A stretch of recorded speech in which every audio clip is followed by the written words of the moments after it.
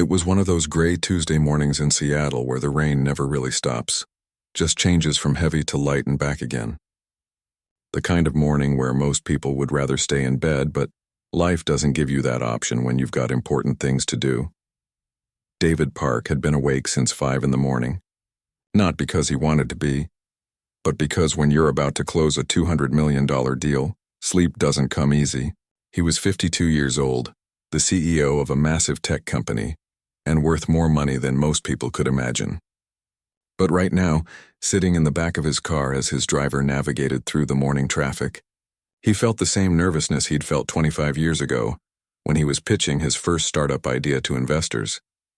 This deal had been 8 months in the making. 8 months of negotiations, lawyers, board meetings, and endless paperwork. His company was about to acquire a small artificial intelligence startup that everyone in Silicon Valley was talking about. The technology wasn't perfect, but it was good enough. And in the tech world, being first often matters more than being best. David checked his watch. 7:45. The meeting was set for 8:30 at a small coffee shop downtown. He'd chosen the location himself, somewhere quiet and off the beaten path. When you're making deals this big, you don't want reporters or competitors catching wind of it before the ink is dry. The investors were flying in from San Francisco and everything was arranged down to the smallest detail. His phone buzzed. A text from the lead investor. Running about 10 minutes behind. Traffic is brutal. Start without us if you want, David sighed. He hated when meetings didn't start on time, but 10 minutes wasn't the end of the world. He told his driver to drop him off at the coffee shop anyway. Maybe he'd use the extra time to review his notes one more time. Make sure every number was fresh in his mind. The coffee shop was called The Daily Grind, one of those small independent places that somehow survived, despite having a Starbucks on every corner. David had never been here before, but his assistant had checked it out and said it was perfect. Quiet, not too crowded, good coffee. A bell chimed above the door as David walked in. The place smelled like fresh coffee beans and something sweet, maybe cinnamon rolls. There were only a few customers scattered around.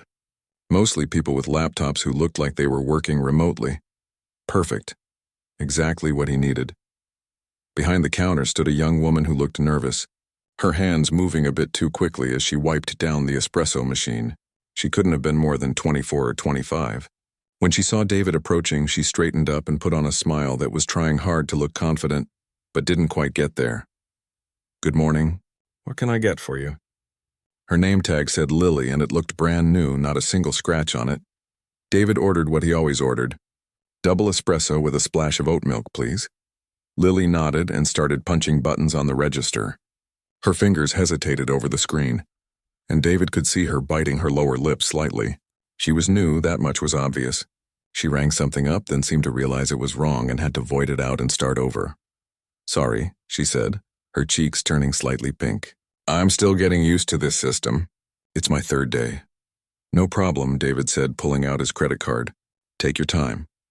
As he waited, David did something he'd been doing for years in business meetings. It was a little habit, almost like a nervous tic, but people seemed to enjoy it. He took his credit card and did a quick flourish with it, spinning it between his fingers like a magician doing a card trick. Nothing fancy. Just a quick little move he'd learned from a YouTube video years ago. It usually made people smile, broke the ice a bit. He did the flourish and held the card out to tap on the payment reader. Lily looked up from the register and her eyes caught the movement. For a second, David expected her to smile or maybe even laugh. Instead, her expression was completely neutral. That's the wrong trick, she said, matter of fact, like she was telling him he'd forgotten to add sugar to his coffee. David blinked. Excuse me? The card thing you just did. You're using your index finger to pivot, but for that particular flourish, you need to use your thumb. Otherwise, it doesn't flow right. You'll drop it if you try to do it faster. David stared at her. In the past 10 years, maybe longer, nobody had spoken to him like this. Not directly, not without some kind of nervousness or attempt to impress him. People either treated him like royalty because of his money and position, or they were intimidated into silence. But this girl, this barista on her 3rd day of work, had just corrected him like he was a student getting basic math wrong. I'm sorry, he said again, not sure he'd heard correctly. Lily set down the cup she was holding and picked up a wooden stirring stick from the counter. Here, look. When you do this kind of flourish, watch.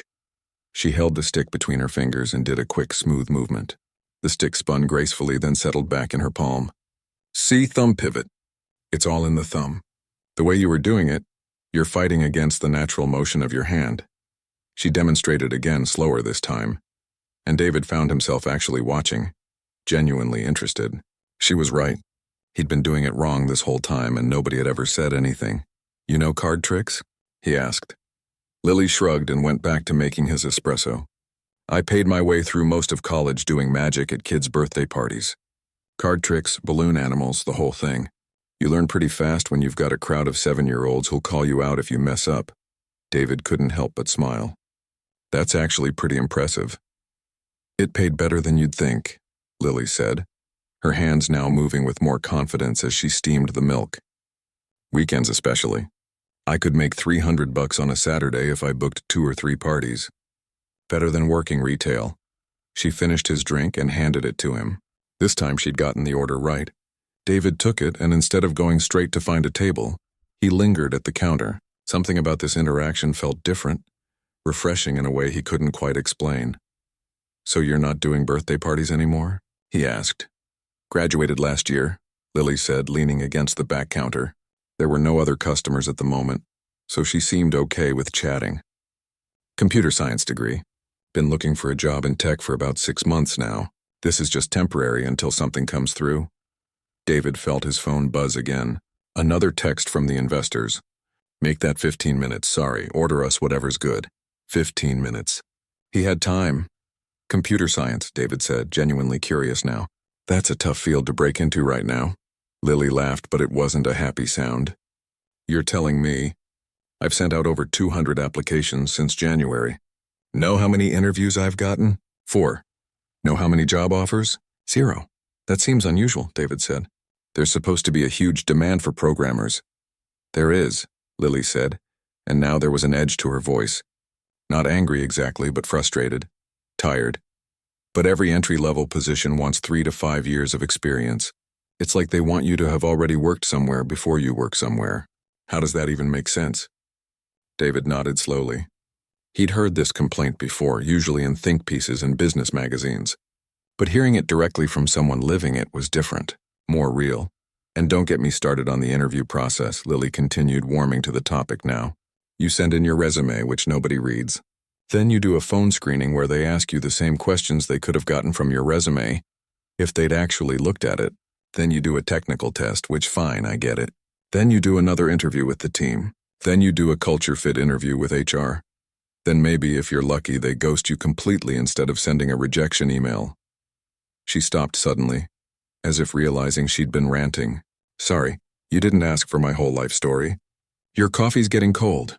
No, it's fine, David said, and he meant it. He found himself wanting to hear more. He glanced at his watch. Still had about 10 minutes before the investors arrived. He made a decision. Mind if I sit for a bit? I'm waiting for some people. Sure, go ahead, Lily said. Let me know if you need anything else. David found a corner table with a good view of the door so he'd see when the investors arrived. He set his coffee down and pulled out his laptop, intending to review his notes for the meeting. But his eyes kept drifting back to the counter, where Lily was now restocking cups and adjusting the pastry display. Next to the register, he could see a backpack, and sticking out of the top was a laptop covered in stickers.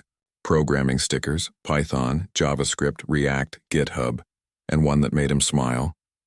There's no place like 127-101, which was a programmer joke about home. His phone buzzed again. The investors, naturally. Traffic, even worse. 20 minutes now. Really sorry about this. David looked at his own laptop, then at the counter, then back at his laptop. He was supposed to be preparing for a $200 million meeting. Instead, he found himself standing up and walking back to the counter. Lily looked up, surprised. Need a refill already? No, the coffee's great, David said. He gestured toward her backpack. Those stickers on your laptop. You're into programming. Lily's face brightened immediately. Oh yeah, that's my personal laptop, my baby. Had it since sophomore year. What kind of stuff do you work on? David asked, and just like that they were talking. Really talking. Lily told him about her senior project, something involving predictive algorithms and supply chain management. David asked technical questions, and she answered them without hesitation, without dumbing things down. She knew her stuff, that was clear within the first 2 minutes. The problem with most supply chain software, Lily was saying, gesturing with her hands, is that it's reactive instead of predictive. It tells you what's happening now, or what happened yesterday, but by the time you get that information, it's already too late to do anything about it. So your solution is predictive modeling, David said. Exactly. Using machine learning to analyze patterns and predict problems before they happen. It's not revolutionary or anything, but it works. At least it worked in my testing. David's mind was racing. His own company had been struggling with exactly this kind of problem. Their supply chain division was constantly playing catch-up, always reacting to problems instead of preventing them. The AI startup they were about to acquire had some capabilities in this area, but from what Lily was describing, her approach sounded more sophisticated. "Did you patent this?" he asked. Lily laughed. "Patent it? With what money? Do you know how much it costs to file a patent? I'm $80,000 in student loan debt and making $15 an hour. Patents aren't exactly in my budget. $80,000. David spent more than that on his car. The number hit him harder than it should have. "Have you applied to any tech companies with this project in your portfolio?" he asked. "Of course," Lily said. "I put it right at the top of my resume. I've applied to every major company. Google, Microsoft, Amazon. Even applied to your company 3 times, actually." David felt something cold settle in his stomach. "My company?" "Techvance Industries," Lily said, not noticing his reaction. "Applied there in January, March, and June. Never even got a phone screening. Probably because I don't have any previous work experience. They're probably too busy buying other companies instead of actually developing their own talent." She said it casually, not knowing who she was talking to. David managed to keep his expression neutral, but inside something was shifting.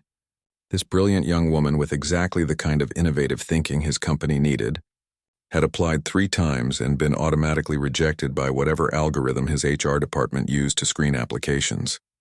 His phone buzzed again. The investors, finally. "Parking now. Be there in 2 minutes." David looked at Lily, then at his phone, then back at Lily. 2 minutes. The biggest deal of his career was about to walk through that door. 8 months of work, $200 million, the expectations of his entire board of directors, and standing in front of him was something potentially more valuable than all of it. David stood there for a moment, his phone still in his hand, the text from the investors glowing on the screen. 2 minutes. They'd be walking through that door any second now. He should be sitting at his table looking professional and prepared, ready to close the deal that everyone expected him to close. Instead, he was standing at the counter of a coffee shop, talking to a 24-year-old barista who had just unknowingly criticized his company to his face. "Can I ask you something?" David said, making a decision that surprised even himself. "And this might sound weird, but just bear with me." Lily looked at him with a slightly confused expression. Okay. That algorithm you mentioned. The predictive supply chain thing. Do you have it on your laptop right now?" "Yeah," Lily said slowly. "I mean, it's on my GitHub too, but I've got the main files on here." "Why?" David glanced at the door. Still no sign of the investors. Maybe he had 3 minutes instead of 2. Maybe the universe was giving him just enough time to do something completely crazy. "Could you show it to me?" he asked, just quickly. "I'm curious." Lily's eyebrows went up. "You want to see my code? Are you a programmer or something?" "Something like that," David said, which wasn't technically a lie. He'd started his career as a software engineer before moving into management and eventually becoming CEO. He still coded sometimes, late at night when he couldn't sleep, just to keep his skills sharp. "I mean, sure, I guess," Lily said, looking around the empty coffee shop. "My shift is pretty dead right now anyway. Give me a second." She went to the back room and David heard her call out to someone named Pete, probably asking if it was okay to take a quick break. A moment later, she emerged with her sticker-covered laptop and set it down on the counter between them. "Okay, so fair warning," Lily said as she opened the laptop and typed in her password. "This isn't like production-ready code or anything. It was a school project, but the concept is solid." David moved closer to see the screen better. Lily pulled up her code editor and suddenly David was looking at hundreds of lines of Python code, neatly organized and commented. Just from a quick glance, he could tell she knew what she was doing. The code was clean, efficient, well-structured. So the basic idea, Lily said, falling into what sounded like a practiced presentation voice, is that you feed the system historical data about supply chain operations. Delivery times, inventory levels, seasonal patterns, that kind of thing. The algorithm uses machine learning to identify patterns and then predicts potential disruptions before they happen. She clicked through several files, showing him different components of the system. David asked questions, technical questions that would have stumped most recent graduates. Lily answered every single one without hesitation. The really cool part, she continued, her enthusiasm building now, is the notification system. It doesn't just predict problems, it ranks them by severity and potential impact. So you're not drowning in alerts about minor stuff. You only get notified about the things that actually matter. David's mind was racing. His company had been trying to develop something exactly like this for 2 years. They'd spent millions on consultants and development teams, and they still didn't have anything as elegant as what he was looking at right now. And this woman had built it alone as a college project, probably on a budget of $0. What kind of accuracy rates are you getting? David asked. Lily pulled up a spreadsheet with testing data. In my simulations, about 87% accuracy for predictions made 7 days out. Obviously, it would need real-world testing to validate those numbers, but for a proof of concept, I was pretty happy with it. 87%. David's team would kill for numbers like that. And you said you applied to TechVance with this in your portfolio? He asked, already knowing the answer but needing to hear it again. 3 times, Lily confirmed. Never heard back. Not even a rejection email on the last one. Just ghosted. She said it without bitterness now, just as a statement of fact. Like she'd gotten so used to rejection that it didn't even hurt anymore. David felt anger rising in his chest, but not at Lily. At his own company. At the system that had filtered out this talented person 3 separate times, because she didn't check the right boxes on some automated screening form. The bell above the door chimed. David's head snapped toward the entrance. 2 men in expensive suits walked in, looking around the coffee shop with the slightly confused expressions of people who weren't used to being in places this casual. The investors. They'd arrived. One of them, Richard, spotted David and raised his hand in greeting. They started walking toward him. David looked at Lily's laptop screen, then at Lily, then at the investors approaching. His mind was doing calculations faster than it had in years. The acquisition deal was worth $200 million. It would give his company access to decent AI technology and a team of 12 engineers. Good engineers, but not exceptional. The technology was solid, but not revolutionary. It was a safe bet, a smart business move that made sense on paper. But what he was looking at on this laptop screen, what Lily had created, this could be worth so much more than that. Not just in dollars, but in competitive advantage, in innovation, in showing the world that his company could still develop groundbreaking technology instead of just buying it. And beyond that, beyond the business calculation, there was something else. A principle, a gut feeling. This woman had the exact skills his company claimed to value, and his own HR system had rejected her 3 times without a human ever looking at her application. What did that say about his company? What did it say about him? David! Richard called out, close enough now that David couldn't ignore him. Sorry, we're late. Traffic was a nightmare. David held up one finger. Give me just 1 minute, he called back, his voice polite but firm. Richard looked confused but nodded, stopping a few feet away. His colleague, Tom, pulled out his phone and started checking messages. Clearly annoyed at the delay, David turned back to Lily, who was looking between him and the 2 businessmen with a puzzled expression.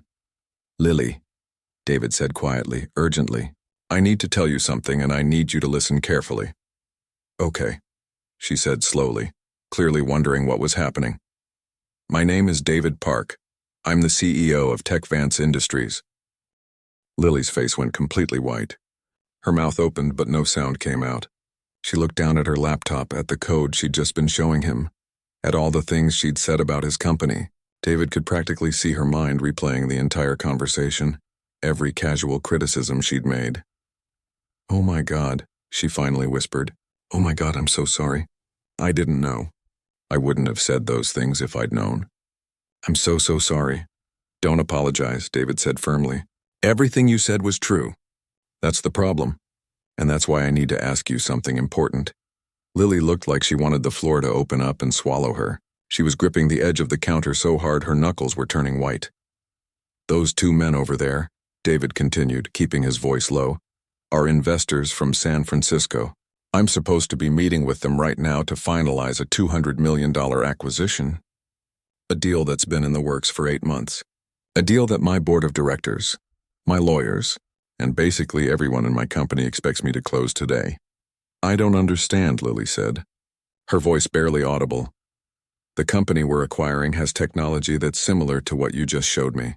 Not as good in my opinion, but similar. It's a safe investment. A smart business decision. David paused, knowing that what he was about to say next would sound completely insane. To Lily, to the investors waiting behind him, to anyone who heard about it later. But I think what you've built is better, he said. More than that, I think the fact that my company rejected you 3 times represents exactly what's wrong with how we do business. We're so focused on credentials and experience that we miss actual talent. Lily was shaking her head. I don't know what you want me to say. I want you to answer a question, David said. If I offered you a real job, not an interview, but an actual position as a senior software engineer with a team to develop your algorithm, would you take it? Lily stared at him like he'd started speaking a foreign language. Are you serious right now? Completely serious.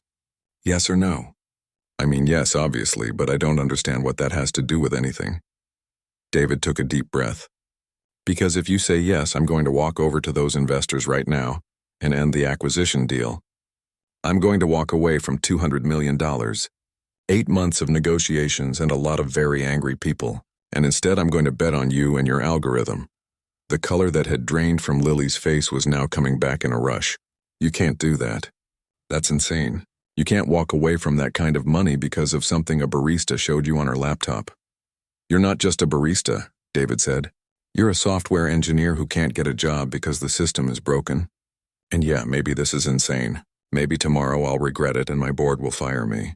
But I built my entire company on gut instinct and taking risks on people nobody else believed in. That's how I got here. And somewhere along the way I forgot that. Behind him, Richard was getting impatient. David, everything okay? David didn't turn around. He kept his eyes on Lily. I need an answer. Right now. Because those men are about to come over here. And I need to know what I'm walking into. Are you in or not? Lily's eyes were wide and David could see 1,000 thoughts flashing across her face. Doubt, excitement, terror, disbelief. This isn't real, she said. Things like this don't happen in real life. They do today, David said. Yes or no, Lily, I need to hear you say it. For a long moment, the entire coffee shop seemed to go silent. David could hear his own heartbeat in his ears. This was it. The moment where everything either changed or stayed exactly the same. Yes, Lily whispered. Say it louder, David said. I need to be sure.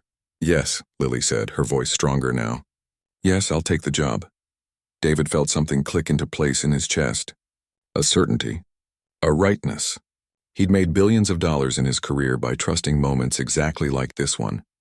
He straightened up, closed Lily's laptop gently and turned around. Richard and Tom were standing closer now, looking confused and increasingly annoyed. They'd flown up from San Francisco for this meeting. They'd been working on this deal for months. They were expecting to walk out of here with signed papers and champagne. Richard, Tom, David said, walking toward them with a calm he didn't entirely feel. I appreciate you coming all the way up here. I know you've invested a lot of time in this deal. Good to see you, David, Richard said, extending his hand. Should we grab a table and get started? I've got the final contracts ready to review. That's actually what I need to talk to you about, David said, not shaking Richard's hand. I'm afraid I'm going to have to end our negotiations. The words hung in the air for a moment. I'm sorry, Richard said, certain he'd misheard. Did you just say end? I did, David confirmed. I've decided to take the company in a different direction. It's nothing personal. The technology you're offering is solid, but I've realized it's not the right fit for where we're heading. Tom's face was turning red. Are you kidding me right now? We've been working on this for 8 months. 8 months, David. We've had lawyers, accountants, everyone involved. We're supposed to be signing papers today. I understand, David said calmly. And I'm prepared to compensate you for your time and expenses. My team will reach out this afternoon to work out the details. But the acquisition isn't happening. This is unbelievable, Tom said, his voice rising. Do you have any idea what this is going to do to your reputation? You can't just back out of deals at the last minute because you feel like it. Actually, I can, David said. The contracts aren't signed yet. No money has changed hands. I have every legal right to end this negotiation. Richard was staring at David with an expression of complete disbelief. What happened?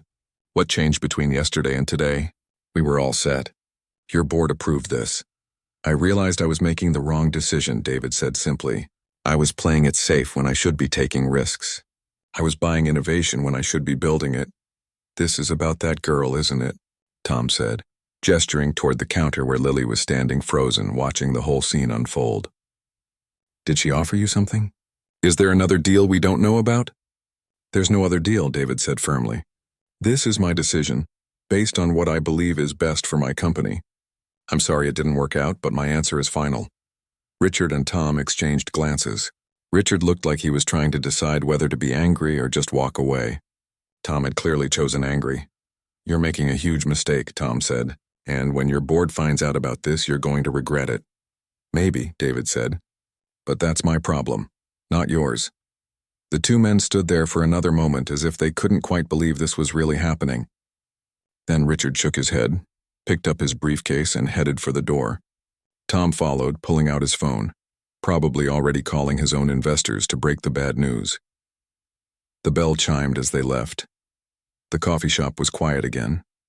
Somewhere in the back, David could hear the sound of dishes being washed. A coffee machine hissed. Normal sounds of a normal day, except nothing about this day was normal anymore. David turned back to the counter. Lily was staring at him with an expression he couldn't quite read. Did that really just happen? She asked. It really did, David said. He pulled out his business card and a pen, wrote something on the back, and handed it to her. Monday morning, 9 a.m. That's the address of our headquarters. Ask for me at the front desk. Bring your laptop and any other work you want to show me. Lily took the card with shaking hands. I don't know what to say. Don't say anything yet, David said. Wait until Monday. See if you still want to work for a CEO who makes crazy decisions in coffee shops. He smiled, but Lily didn't smile back. She still looked shell-shocked. David picked up his coffee, which had gone cold during the whole conversation. He took a sip anyway. It tasted terrible, but he didn't care. His phone was already buzzing. Multiple calls and texts coming in. Word traveled fast in Silicon Valley. By now, everyone probably knew the deal had fallen apart. His inbox was going to be a nightmare. But as David walked out of the daily grind and back into the rainy Seattle morning, he felt lighter than he had in years. Like he'd remembered something important about himself that he'd forgotten. Sometimes the best business decisions weren't the ones that made sense on paper. Sometimes they were the ones that made sense in your gut. He just hoped he was right. Lily stood behind the counter holding David Park's business card, staring at it like it might disappear if she blinked. The front of the card was simple and professional. Black text on white background. David Park, Chief Executive Officer, Techvance Industries. The back had an address scribbled in pen and 3 words. Monday, 9 a.m., ask for me. Her hands were still shaking. Pete came out from the back room, wiping his hands on his apron. He was the assistant manager, a guy in his 40s who'd been working at the daily grind for 10 years. Good guy, always patient with new employees. Hey, you okay? Pete asked, noticing her expression. You look like you've seen a ghost. I think I just got offered a job, Lily said, her voice sounding strange to her own ears. At a tech company. A real tech company, Pete smiled. Hey, that's great. Congratulations. I knew you wouldn't be here long. You're way too smart to be making coffee. No, you don't understand, Lily said. She looked around the empty shop, then back at Pete. That guy who was just in here. That was David Park, the CEO of Techvance Industries. And I think he just offered me a job because I showed him my college project, and he walked away from some huge business deal to do it. Pete's smile faded into confusion. Wait, what? Slow down. Start from the beginning. Lily tried to explain what had just happened, but even as she told the story, it sounded completely insane. A billionaire CEO walks into a coffee shop. She corrects his card trick, they talk about algorithms, and suddenly he's offering her a 6-figure job and canceling a $200 million deal. Who would believe that? Pete certainly didn't. Lily, honey, I don't want to burst your bubble, but that sounds like a scam. Rich guys don't just hand out jobs to random baristas. Are you sure that card is real? Lily pulled out her phone and Googled David Park. His face appeared immediately. Multiple articles, photos from conferences, interviews in business magazines. It was definitely him. The same slightly graying hair, the same sharp eyes, the same expensive watch she'd noticed when he'd paid for his coffee. She showed Pete the screen. It's really him. Pete looked at the photos, then at the business card, then at Lily. Okay, so it's really him. But that doesn't mean this is real. Maybe he does this kind of thing to mess with people. Rich people have weird hobbies. He seemed serious, Lily said, but doubt was already creeping in. Pete was right to be skeptical. Things like this didn't happen in real life. She'd probably misunderstood something. Maybe David had been saying he'd consider her for an interview, not an actual job. Maybe she'd heard what she wanted to hear because she was so desperate. Her phone buzzed. A text from her roommate, Jessica. Can you pick up milk on the way home? We're out, normal life. Regular stuff. Bills and grocery lists and student loan payments. That was her reality, not fairy tale job offers from billionaire CEOs. The rest of her shift dragged by in a blur. Lily made coffee after coffee, her mind somewhere else entirely. She kept pulling out the business card to make sure it was still there, that she hadn't imagined the whole thing. When her shift finally ended at 3 p.m, she practically ran to her car. She needed to get home and figure out what was real and what was wishful thinking. The apartment she shared with Jessica was a small 2-bedroom in a not great part of town. They paid $1,200 a month total, which was actually a steal for Seattle, but the place was old and the heater barely worked. Lily had gotten used to wearing 3 layers of clothes inside during winter. Jessica was home when Lily burst through the door. She was sitting on their worn-out couch, laptop balanced on her knees, probably working on her own job applications. Jessica had graduated with a marketing degree and was having the same problems Lily was having. Too qualified to work retail, not experienced enough for anything else. You look weird, Jessica said, looking up. What happened? Lily collapsed onto the couch next to her and told the whole story again. This time, saying it out loud to her best friend made it sound even more ridiculous. So let me get this straight, Jessica said when Lily finished. David Park, like the actual David Park, showed up at the daily grind, watched you make coffee, looked at your algorithm, and offered you a job on the spot. I know how it sounds, Lily said. It sounds like a prank show, Jessica said. Or like he's trying to recruit you into a cult. Are you sure he's not running some weird Silicon Valley cult? I Googled him during my break. There's nothing about cults. He's legitimate. Jessica chewed her lip, thinking. Okay, but even if it's real, why would he do that? CEOs don't hire people randomly. There has to be something else going on. I don't know, Lily admitted. Maybe he felt bad. I accidentally told him that I'd applied to his company 3 times and never heard back. Maybe it's like charity or something. That would be really condescending charity, Jessica pointed out. They sat in silence for a moment. Outside, sirens wailed somewhere in the distance. Just another regular Thursday afternoon in their regular lives. Are you going to go? Jessica asked finally. On Monday? I don't know, Lily said. What if it's not real? What if I show up and security won't let me in? Or worse, what if I show up and he has no idea who I am? Maybe he does this all the time and forgets about it. But what if it is real? Jessica countered. What if this is actually your break? You've been trying to get into tech for 6 months. Maybe this is it. Lily wanted to believe that. She really did. But she'd been disappointed so many times that hope felt dangerous now. Her phone buzzed again. This time it wasn't a text. It was a news alert. TechVance Industries backs out of major AI acquisition deal at last minute. CEO David Park offers no explanation. Lily's heart stopped. She clicked on the article with shaking fingers. The article was short, clearly written in a hurry by a tech news reporter trying to be first with the story. It said that David Park had been scheduled to finalize a $200 million acquisition this morning, but had unexpectedly ended negotiations. The article quoted anonymous sources saying the investors were furious and that David's board was calling an emergency meeting. The reporter speculated about what could have caused such a sudden change, mentioning everything from financial problems to personal issues. But nowhere in the article did it mention a coffee shop, or a barista, or an algorithm. Oh my God, Lily whispered, showing Jessica the screen. It's real. He actually did it. He actually walked away from that deal. Jessica read the article, her eyes getting wider. This is insane. Lily, this is actually insane. He threw away $200 million because of you? Not because of me, Lily said quickly. I mean, I don't know why he did it. Maybe he already had doubts and I was just the excuse he needed.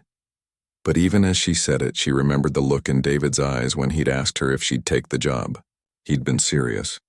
Dead serious. This wasn't a whim or an excuse. He'd actually meant it. Over the next 3 days, Lily's life became a strange combination of normal and surreal. She still went to work at the daily grind. She still made coffee and dealt with rude customers and cleaned the espresso machine at the end of her shift. But the whole time her mind was elsewhere. She couldn't stop reading articles about David and the failed acquisition. The story had blown up in the tech world. Everyone was speculating about what had happened. Some people thought David was losing his touch. Others said he must know something they didn't, that he'd discovered some problem with the deal. One particularly conspiracy-minded blogger suggested it was all part of some elaborate strategy to manipulate stock prices. Tech Vance's stock had dropped 7% on Thursday. By Friday, it was down another 3%. Lily felt sick every time she saw the numbers. Billions of dollars in market value just gone. Because of her? Because of a conversation in a coffee shop? Her parents called on Friday night. They lived in California about 6 hours south. Her mom worked as a nurse and her dad was a high school teacher.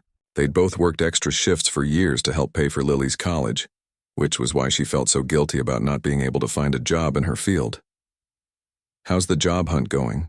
Her mom asked, like she did every week. Lily almost told her about David and the job offer, but at the last second she couldn't do it. What if she showed up on Monday and it was all a mistake? She couldn't handle seeing the disappointment in her parents' eyes if this fell through. Still looking, she said instead. Send out a few more applications this week. Something will come through, sweetie, her mom said. You just have to be patient. Lily had been patient for 6 months. At some point, patience started to feel like giving up. Saturday night, Jessica convinced her to go out. Just to a local bar, nothing fancy. But Jessica insisted that Lily needed to stop obsessing and clear her head. They sat at a sticky table drinking cheap beer, while terrible karaoke happened on a small stage in the corner. It was exactly the kind of place they could afford, which meant it was not great. What are you going to wear? Jessica asked, having to raise her voice over someone's enthusiastic but off-key rendition of a pop song. Where? Lily asked, though she knew exactly what Jessica meant. Monday. To Tech Vance. You can't show up in your coffee shop uniform. Lily had been trying not to think about that. Her professional wardrobe consisted of exactly 2 outfits she'd bought for job interviews. Neither of them felt right for meeting with a CEO. I don't know, she admitted. Does it even matter? If this is real, he already decided to hire me when I was wearing a name tag and an apron. It matters, Jessica said firmly. First impressions matter, even second ones. Sunday morning, Lily did something she hadn't done in months. She opened up her algorithm code and actually looked at it with fresh eyes. If there was even a chance she'd be presenting this to anyone at Tech Vance, she needed to make sure it was as good as she remembered. She spent 6 hours going through the code, cleaning things up, adding better comments, fixing a few bugs she'd noticed but never bothered to address since it was just a school project. By the time she finished, her eyes hurt from staring at the screen. But the code was better, tighter, more professional. That night she barely slept. Every time she closed her eyes, her mind raced through a dozen different scenarios. Maybe David had forgotten about her. Maybe it had all been some kind of test and she'd failed by not following up sooner.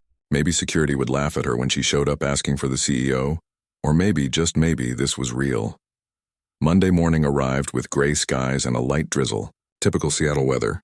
Lily put on her nicest interview outfit, a simple dark blue dress and a blazer she'd bought on sale at Target.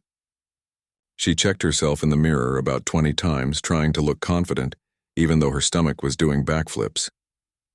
Jessica was already at work, but she'd left a note on the kitchen counter. You've got this. Text me everything. Good luck.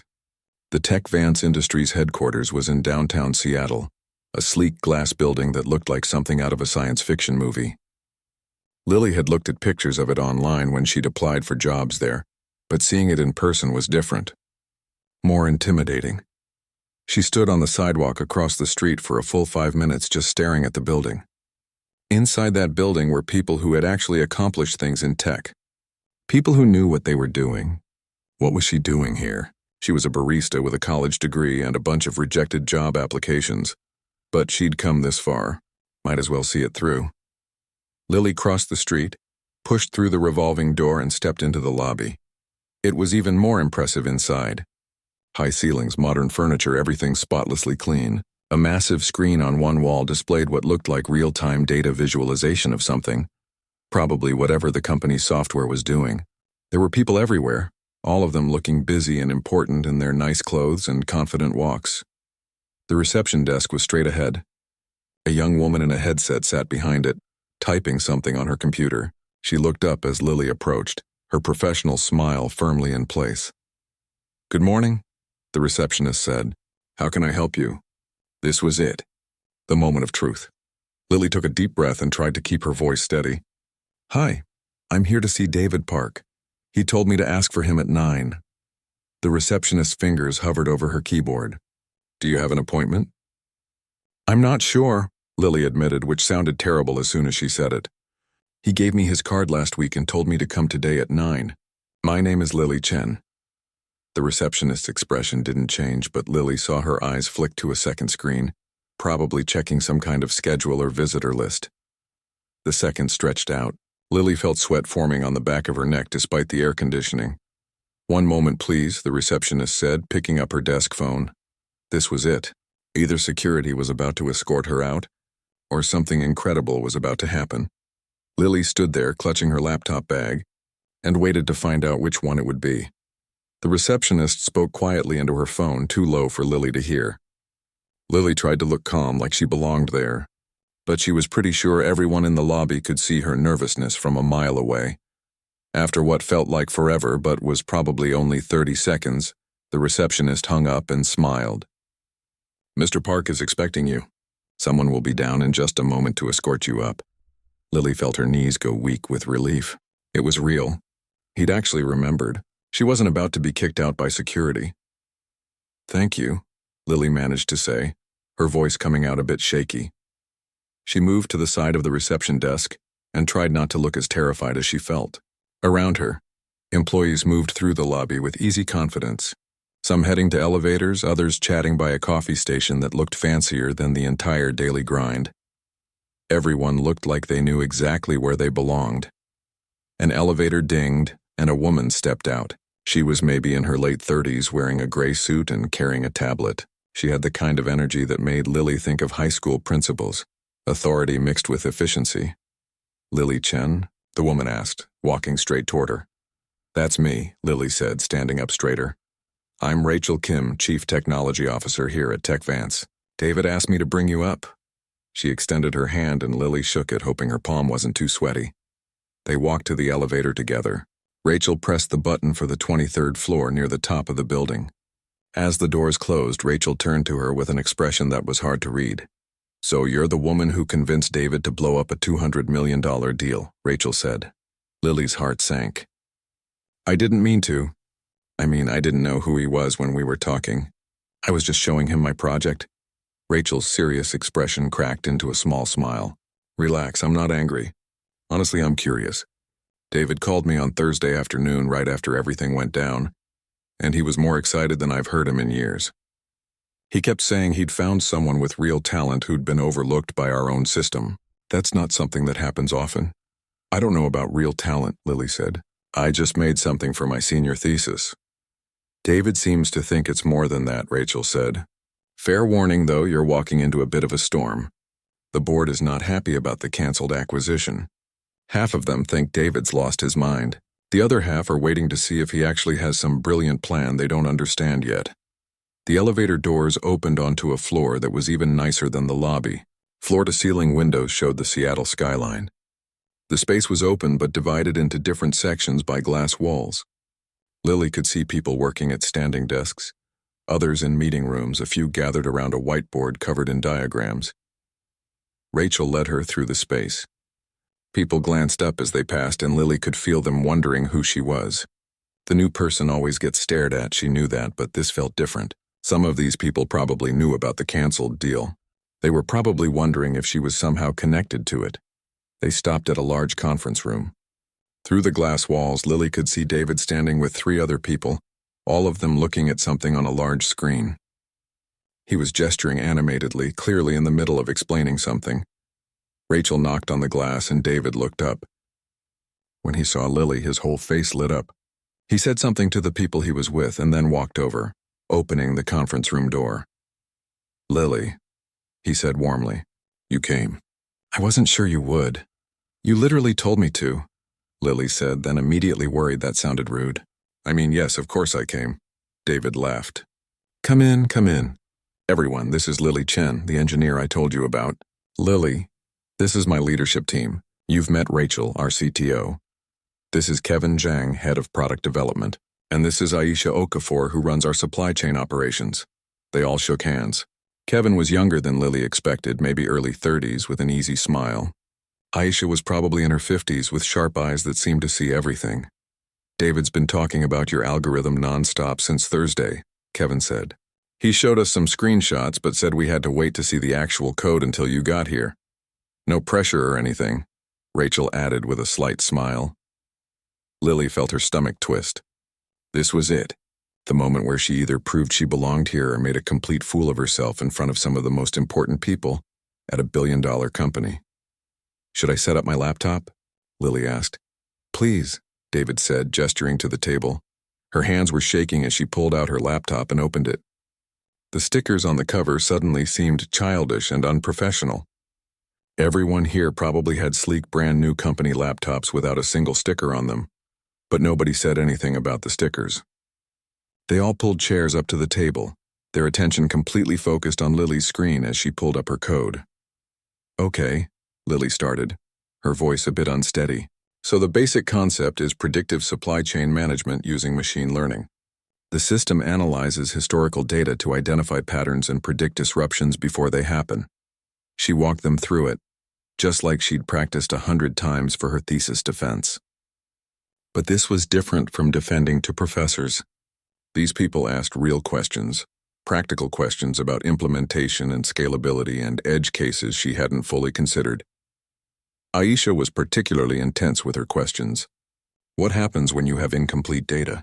In the real world, we don't always have perfect historical records. The system can still make predictions, but with lower confidence scores, Lily explained. It flags those predictions so users know to be more cautious with them. And how does it handle black swan events?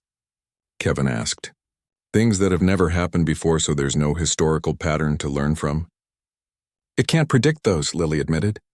That's a limitation of any predictive system. But it can identify when current conditions are outside the normal range, which serves as an early warning that something unusual might be happening. They kept questioning her, pushing her, testing her understanding, and somewhere in the middle of it, Lily stopped being nervous. This was what she was good at. This was what she'd spent 4 years studying. She knew this stuff. After about an hour, David held up his hand. "All right, I think we've grilled her enough. What's the verdict?" The 3 executives exchanged glances. Rachel spoke first. "The code is clean. Really clean, actually. Better than so.